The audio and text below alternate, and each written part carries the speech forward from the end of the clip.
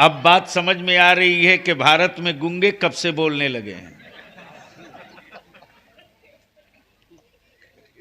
सच ये है कि जब वारिसे अंबिया चुप होगा तो गूंगे बोलेंगे। जब मेहराबो मेंबर खामोश होंगे तो गूंगे बोलेंगे। जब दर्द वाला दिल चुप हो जाएगा तब गूंगे बोलेंगे। जब गैरत वाली मावों के दूध पीने वाला चुप होगा तब दारू पीने वाला बोलेगा। जब नबी का गुलाम चुप हो जाएगा तब सत्ता के पागल बोलेंगे। इसलिए चुप रहना बंद कीजिए। इदारे शरीया की तहरीक ने बिगुल फूंक दिया है। इस वक्त पूरी दुनिया में हंगामा है और डर है तो सिर्फ दो से। एक का नाम इस्लाम है और दूसरे का नाम कुरान है। उलमा इकराम तशरीफ फरमा है। आखिर इस्लाम आज तक तो मंडी में दिखा नहीं, फिर लोग डरते कैसे हैं? इस्लाम कोई मुजस्समा तो है नहीं, इस्लाम कोई प्रतिमा तो है नहीं, इस्लाम कोई मकान तो है नहीं, इस्लाम कोई शरीर या जिस्म तो है नहीं, फिर डरते किससे? तो सुनो, इस्लाम नाम है वसूल का और दिखा है इस्लाम भारत में मोइनुद्दीन से। तो पूरी दुनिया एक कुफ्र ने मिलकर दो प्रोग्राम सेट किया। इंसानों को दूर रखो इस्लाम और कुरान से, वरना खूबी यह है कुरान की और क्वालिटी यह है इस्लाम की कि इस्लाम बदला नहीं लेता। इस्लाम बदला नहीं लेता, बदल देता है। इस्लाम बदला नहीं लेता, बदल देता है। कुरान बदला नहीं लेता, बदल देता है। इसलिए इसके खिलाफ प्रोपेगेंडा चला दो कि लोग न कुरान के करीब जाएं न इस्लाम के करीब जाएं। इसलिए कि जैसे ही जाएंगे आधा कपड़ा पहनकर इस्लाम पूरा कपड़ा पहना के वापस भेज देगा। इसलिए डर लगता। इसलिए अब भारत में भी बड़ी चर्चा है भाई। अच्छा हुआ उन्होंने कह दिया खबरदार कोई मेला में नहीं आएगा। अच्छा किया आप, धन्यवाद आपको, वरना सारा पाप का घड़ा मेरे ही मत्थे फुटता। दिल लगाइए, मैं अभी 4 रोज पहले वहीं से गुजरा हूं। क्या धमाल है, क्या गजब का करंट चल रहा है साहब। अब गांव गांव का यूथ बोलने लगा है। अमा जिस इस्लाम से हमको इतना दूर रखा गया था, जब विपत पड़ी तो कोई बाबा सामने नहीं आया। मस्जिद और मदरसों का दरवाजा खोलकर गुलामे ख्वाजा सामने आ गया। वाह वाह वाह वाह, बहुत उम्दा, माशाअल्लाह, जिंदाबाद। अब बेचैनी बढ़ गई है तो अब नई चीज खोजी जा रही। बस आखिरी हिस्सा गुफ्तगू का, मदरसों से डर क्यों लगता? याद करो तारीख। उसी बैतुल मुक़द्दस के फ़लस्तीन पर यहूदियों का बड़ा मजबूत कब्जा था और ऐलान कर दिया था यहूदियों का पोप कि अब मुसलमानों में कोई नर नहीं है जो बैतुल मुक़द्दस हमसे ले ले। ईमान वाला कहता है कि जब तू थक जाएगा तब मैं शुरू होऊंगा। मत इतराओ कि मेरी मस्जिद टूट गई तो हम भूल गए, मत इतराओ। बात चलती है कागज की तो मैं तो साफ कह देता हूं कि जब इतने ही पुराने आप थे तो आपके लोग हमारी मस्जिदों में कैसे पनाह लिए थे? इसका मतलब मेरी मस्जिद पहले से थी, आपके लोग बाद में आए। और अब तक तो लिस्ट ही फाइनल ना हो सकी कि माबूद कितने हैं। हजरत मुफ्ती साहब 35 करोड़ की लिस्ट एक साहब बताए। मैंने कहा 500 का नाम लिख के दे, तो दूसरा बोला ये आगे मत बोलना, ये बलियाबी है, फंस जाओगे। तब तीसरा बोला जब रहें तब ना लिस्ट दें। मैंने कहा ये भी क्या गजब की बात है, तुम 35 करोड़ माबूद रखे हो, मेरा तो सिर्फ एक है। बोल यार, बोल बोल, मेरा सिर्फ एक, सिर्फ एक। तुम्हारे पास 35 करोड़, मेरे पास सिर्फ एक, सिर्फ एक, सिर्फ एक। वो भी खाता नहीं है, खिलाता है। पैदा होता नहीं है, पैदा फरमाता है। चलता नहीं है, चलाता है। मरता नहीं है, मौत अता करता है। तब बलियाबी कहता सुन, जो बनेगा वो बिकेगा, जो बना है वो बिका है, जो बनेगा वो बिकेगा, जो बना है वो बिका है। कपड़ा बना है तो बिकेगा, माइक बना है तो बिकेगा। सुन, जो बनेगा वो बिकेगा। मेरा माबूद बनता नहीं है, मेरा खुदा बनाता है। तब बलियाबी कहता हो मार्केट के खरीदे माबूद रखने वालों, मेरा खुदा वो नहीं जिसे बंदा बनावे, मेरा खुदा वो है जो बंदों को बनाया करता है।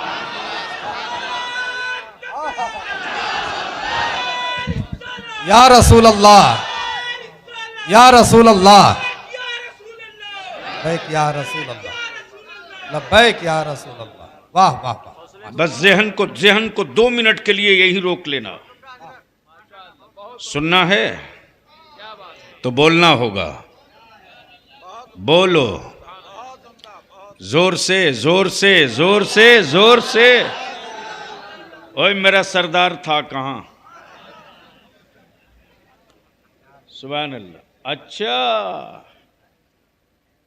अल्लाह ताला अच्छा रखे। सुभान अल्लाह, क्या बात रही। अब ऐसा नहीं कि आते जाते रहो, मेरी तकरीर का टाइम खत्म हो जाए। सुभान अल्लाह। एक साहब हमसे गुस्सा हो गए, इदारे शरिया का चंदा करने गया, वो भी स्कॉर्पियो से। तो बोले बलियावी साहब पिछले साल तो दूसरी गाड़ी थी, मैंने कहा 2.5 लाख चलाता हूं, बेच देता हूं, नहीं लेता हूं। बोला लाते कहां से हैं? मैंने कहा हमसे मत पूछो, कभी आके देख लो। जब पहुंचे तो आ गए अपनी जगह पर। मैंने कहा ओए तुझसे ज़कात मांगने आया हूं, भीख मांगने नहीं आया हूं। और आंखें मत दिखा कि तेरी वजह से मेरे रसूलुल्लाह के मेहमान पलते हैं। ये मेरे आका के मेहमानों की कदमों की बरकतें हैं कि पूरा जमाना पल रहा है उसी की बरकतों से। बदिल लगा लो आखिरी हिस्सा, मदरसों से डर क्यों लगता। बस आखिरी हिस्सा मुफ्ती साहब। जैसे ही पता चल गया, ऐलान किया गुरूर में आकर, अब किसी मुसलमान की मां ने बेटा नहीं पैदा किया कि बैतुल मुकद्दस पर इस्लाम का झंडा गाड़ दे। अब तो हर चीज मेरी है। यहूदियों की ये चुनौती अरब की वादी में गूंजी, और अरब के सहरा से, अरब की वादी से इस्लाम का शहजादा निकला और ललकार के बोला तेरी मावों ने दूध पिलाया है तो रोक ले। चल पड़ा है सलाहुद्दीन अय्यूबी, रोक ले। तवज्जो चाहूं, तवज्जो चाहूं। देखते देखते बैतुल मुकद्दस पर इस्लाम का परचम लहराने लगा।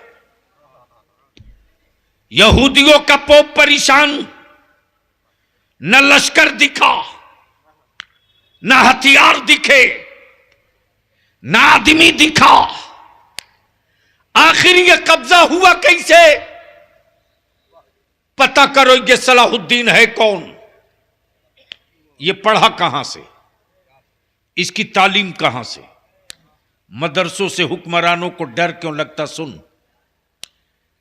कबीला कौन सा है, बिरादरी कौन सी, रहने वाला कहां का है, इसकी तालीम कहां से है। जब पूरी उसकी इंटेलिजेंस लग गई तो रिपोर्ट आई, सलाहुद्दीन अय्यूबी न स्कूल पढ़ा, न कॉलेज, न यूनिवर्सिटी गया, न विद्यालय है। सलाहुद्दीन अय्यूबी की तालीम मदरसे में हुई है। जोर से जोर से जोर से तवज्जो चाहो। मदरसों से डर इसीलिए कुफ्र को लगता कि जब सारी अफीम असर कर जाएगी, सब पर कर जाएगी, तो मदरसा ही बोलने बैठती है जहां से उस नशे की दवा तैयार करके निकाल देगा ईमान वाला। और जब तक मदरसे बाकी रहेंगे, मुस्तफा के दीन के झंडे को कोई माई का लाल गिरा नहीं सकता। जैसे ही यहूदियों के पोप को पता चला सलाहुद्दीन अय्यूबी मदरसे का पढ़ा है, तब उसने कहा पता करो कि उसको पढ़ाने वाला कौन है, उसका साइंस का टीचर कौन था, डिफेंस का टीचर कौन था, आर्मी की ट्रेनिंग किसने लिया था, असलहे की ट्रेनिंग किसने लिया था, जंगी जज्बा उसको किसने दिया था। पता करो उस मदरसे में क्या क्या है। मालूम हुआ मदरसे में कुछ नहीं है, सिर्फ चटाई है, कुरान है। बोल यार, बोल यार, बोल। जहानाबाद वालों, मदरसों से इसलिए कुफ्र को डर लगता कि अगर एक भी बचा रहेगा तो मुस्तफा के दीन के लिए फिर कोई सलाहुद्दीन न तैयार कर दे। यही खौफ है कुफ्र को मदरसों से। तब पता कराया कि मालूम करो सलाहुद्दीन अय्यूबी को पढ़ाने वाला कौन है।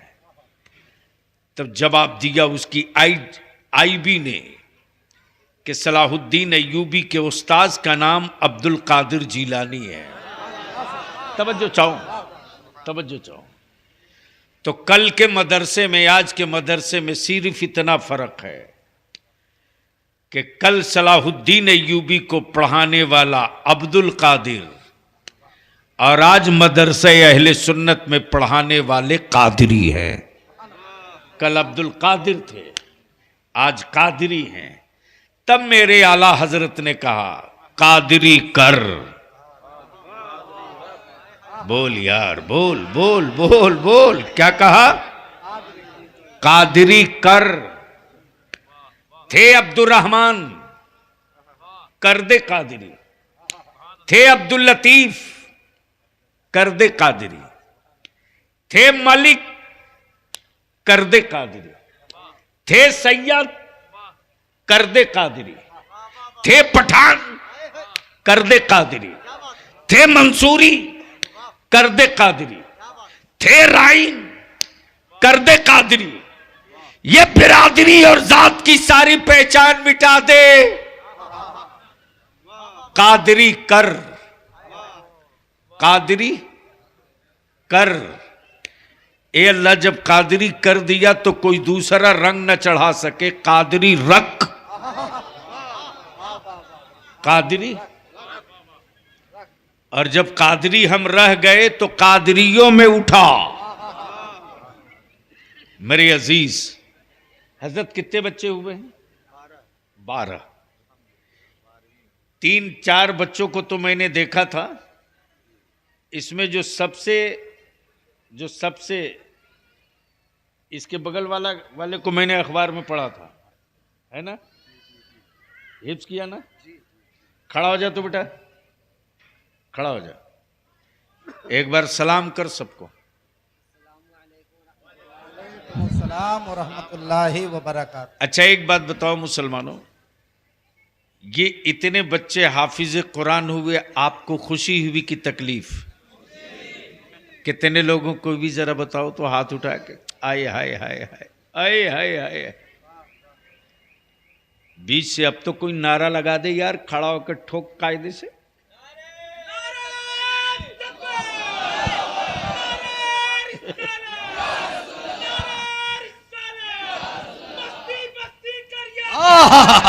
ताजुल शरिया, ताजुल शरिया, ताजुल शरिया, ताजुल शरिया, ताजुल शरिया। वाह।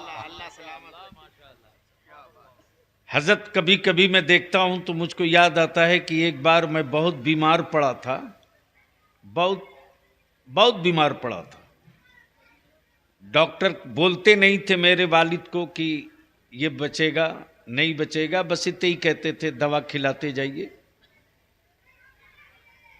मालिक पर भरोसा रखिए, दवा खिलाते जाइए। ये बात मेरी वालदा को जैसे ही पता चली, वालदा ने कहा कि दवा ववा बंद कीजिए, अब मैं अपने बेटे का सदका उतारूंगी। अल्लाह अकबर, अपने बेटे का सदका उतारूंगी। तो अब जाहिर सी बात है, किसान की औलाद, वालदा ने पक्का 1 कुंटल 12 किलो गेहूं का सदका उतारा। कहा कि ये 1 कुंटल 12 किलो गेहूं अपने बेटे का मैं सदका उतार के गरीबों में बांटूंगी। मैं बिस्तर पे था,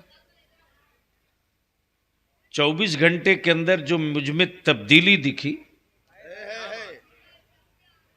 बचपना मेरा, और मेरी मां कहती थी, बेटा जो काम दुनिया की कोई दवा नहीं करती वो काम सदका कर दिया करता है। आज मैं सोच रहा हूं कि या अल्लाह, जब मैं बीमार था तो मेरी मां ने सदका उतारा।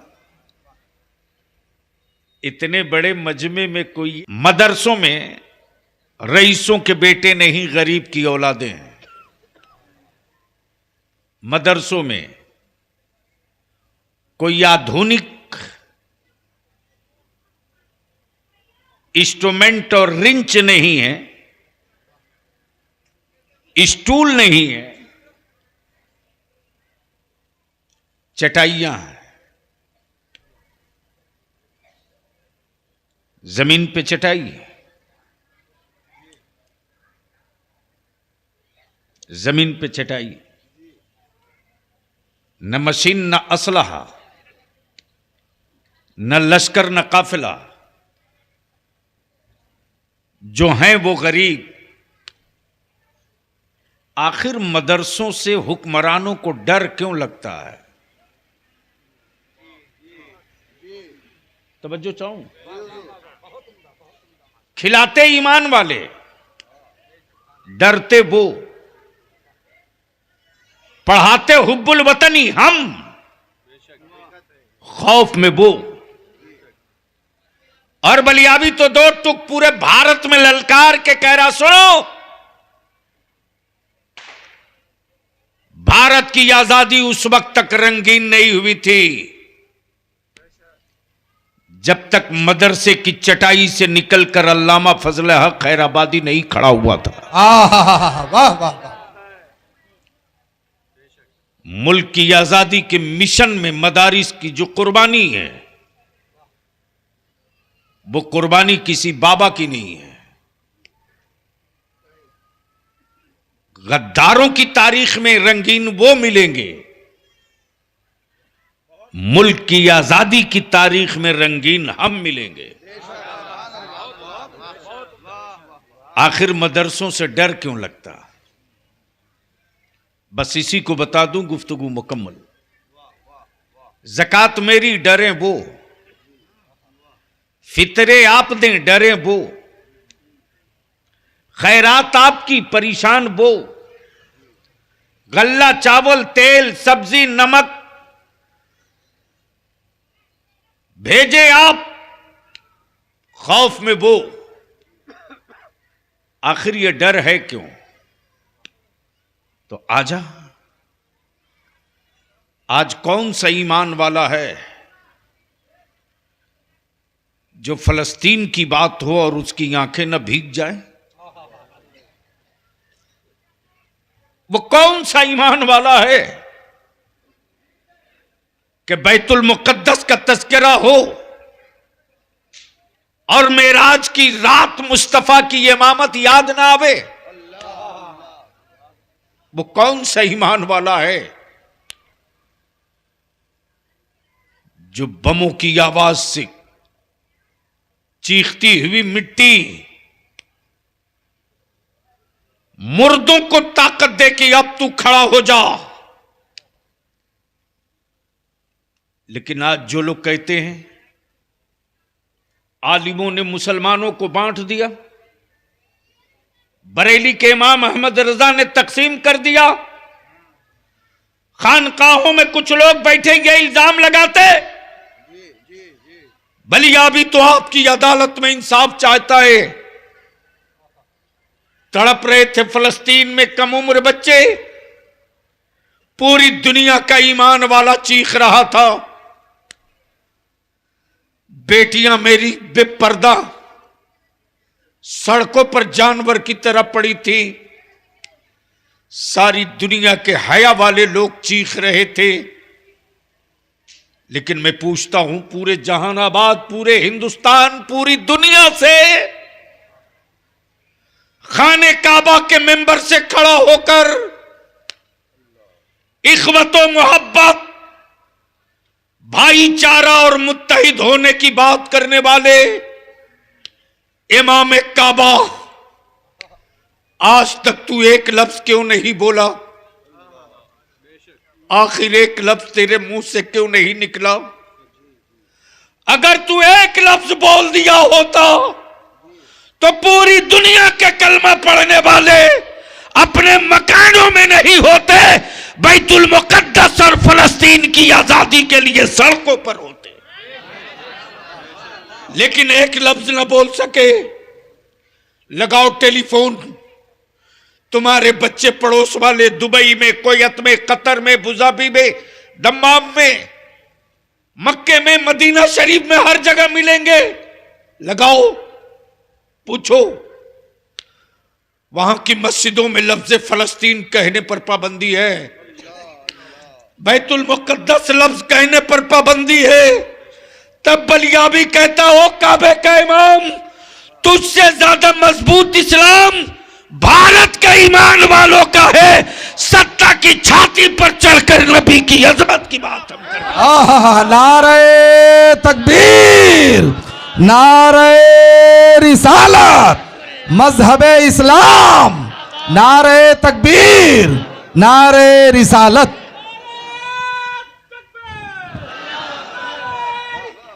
या रसूल अल्लाह,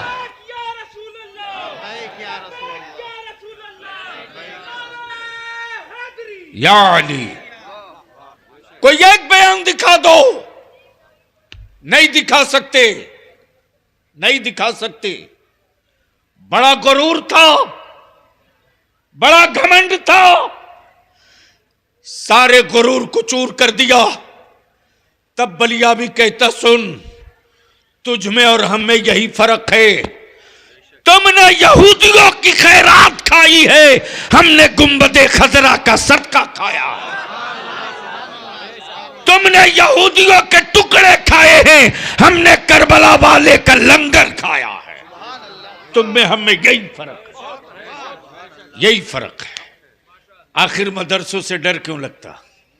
तो चलो 1000 साल पहले, कितना जोर से बोलो, कितना 1000 साल पहले, ये वही बैतुल मुकद्दस, ये वही फलस्तीन, जब ये भगाए गए यहूदी हिटलर के शहर से। सच तो ये है यार, मुसलमान बड़ा नाजुक दिल का होता है, दुश्मन को भी पनाह देने में ये ताखीर नहीं करता। जोर से बोल दो, जोर से। दिल लगाओ, बड़ी कीमती बात आ रही है। बोल दो, जोर से बोल दो। तवज्जो चाहूं। खबरदार कभी मत बोलना घर में फाका हो, कभी मत बोलना मैं गरीब हूं। फटे कपड़े हूं, गरीबी का रोना मत रोना। तेरी औलादे भूख से तड़पे, कभी मत कहना कि तुम गरीब हो। हमारी जमीन पर गरीब वो नहीं है जिसके घर खाने को रोटी नहीं है। धरती पर सबसे बड़ा गरीब वो है जिसके दिलों में मुस्तफा जाने रहमत। जो नबी से दूर है वो गरीब है, जो गुंबदे खजरा से दूर है वो गरीब है। रोटियों से दूर रहना गरीबी नहीं, नबी से दूर रहने का नाम। नारे तकबीर, नारे रिसालत, शाने मोहम्मद कॉन्फ्रेंस, उलमाए अहले सुन्नत। भैया इको हटा दो माइक का। है कि चला गया है? हाँ चल। तू पहला जलसे में माइक वाले भाई मिले हो जो जलसे में दिख रहे। वरना अक्सर माइक वाले वैसे ही मिलते हैं जैसे चुनाव के बाद नेताजी मिलते हैं।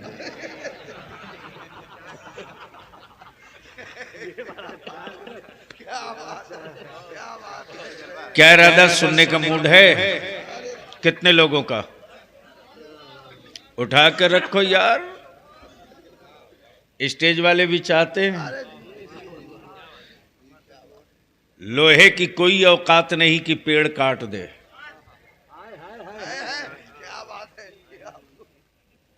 पूरी जिंदगी लेके काटते रहो, सारा पैर की सारी नसें कट जाएगी, 1 इंच पेड़ नहीं कटेगा। लेकिन उसी लकड़ी की, उसी कुल्हाड़ी की दोस्ती अगर लकड़ी से हो जाए तो एक पेड़ क्या पूरा जंगल काट दो। शायद भेजा शरीफ में नहीं पहुंच पाया।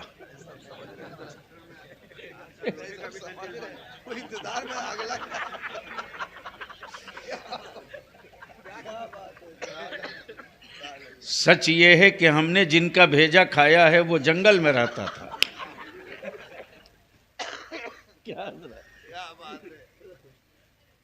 और इदारे शरिया का मिशन है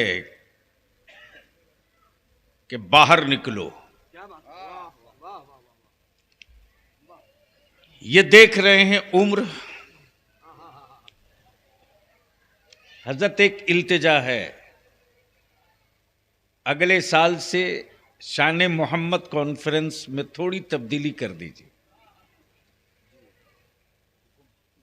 हमारी क्या औकात जो उस नाम की शान की कॉन्फ्रेंस करें। इस्म के साथ सिफत लगा दे फिर कॉन्फ्रेंस कर दे, नाम के साथ मनसब लगा दे तब कॉन्फ्रेंस करें। सिर्फ शान मोहम्मद नहीं, शान मोहम्मदुर रसूलुल्लाह कॉन्फ्रेंस। इसलिए कि दिल मुतमईन नहीं होता जब तक कि उनकी रिसालत का डंका न बजे, जब तक कि उनकी अजमत का डंका न बजे। और उनकी अजमत का जब जब डंका बजा है, अबू बकर के दरवाजे पर लड्डू बटा है, अबू जहल के घर में मातम बिछी है। और हमारी पहचान तो उन्हीं से है। तो आज थोड़ी देर बलियावी की कड़वी गुफ्तगू बर्दाश्त करने की हिम्मत है?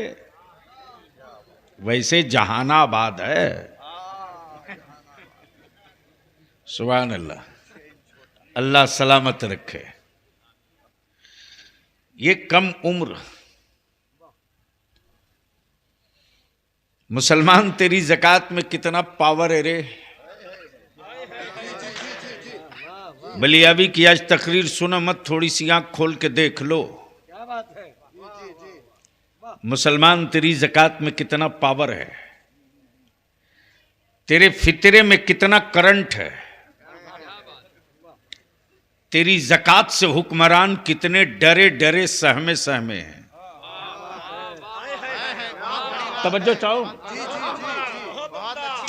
बलियावी यही तारीख देखने के बाद हुक्मरानों के कांधे पर चढ़ के बोलता है कि भारत के भूखों का पेट भरने के लिए हुकूमत ने सैकड़ों स्कीम निकाली, फिर भी भारत में भूख से मरने वालों की खबरें अखबार में छपती हैं, लेकिन आज तक कोई अखबार वाला माई का लाल ये ना छाप सका कि किसी मदरसे का कोई गरीब बच्चा भी भूख से मरा हो। यानी आज भी वो गैरत जिंदा है, आज भी वो गैरत जिंदा है। हजरत सब रखिएगा, अभी लेंगे हम। तो क्या इरादा मूड है सुनने का? तो एक बार सारा मजमा लहक के बोल दे लब्बैक या रसूल अल्लाह।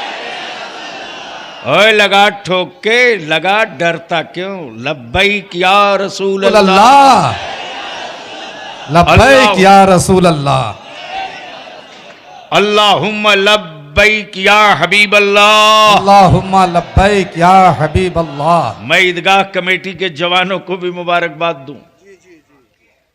याद करो, पहले साल में 2 मरतबा टोपी दिखती थी। क्या बात है, तवज्जो चाहो हजरत। बहुत अच्छा। अल्लामा नुमान साहब, ईदगाह में पहले साल में सिर्फ 2 बार टोपी दिखती थी। बोलो जहानाबाद वालों, ये सही बोल रहा हूं कि गलत? अरे जोर से बोलो। सिर्फ साल में 2 मरतबा, ईद और बकरीद। लेकिन अब तो 24 घंटा सिर्फ टोपी ही टोपी दिख रही है। तवज्जो चाहूं, इसलिए बलियावी अर्ज करेगा ईदगाह कमेटी के अपने नौजवानों से, इन्हें मदरसे का तालिब इल्म समझोगे तो घाटे में रहोगे, इसे गरीब की औलाद समझोगे नुकसान में रहोगे, इसे किसी मजलूम की, किसी कमजोर की औलाद समझोगे, बरकत की तावीज मांगनी पड़ेगी। जब तक इन्हें रसूलुल्लाह का मेहमान समझते रहोगे, लिख लो, तुझको किसी से बरकत की तावीज की जरूरत नहीं पड़ेगी। इसलिए मैं मुबारकबाद पेश करूं। कई बार ऐसा हुआ, गुजरा हूं तो मैंने गाड़ी स्लो कराई है,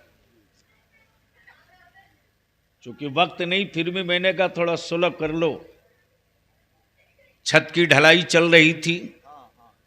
1 हफ्ते बाद मैं गुजरा तो देखा सेंटिंग अभी खुली नहीं।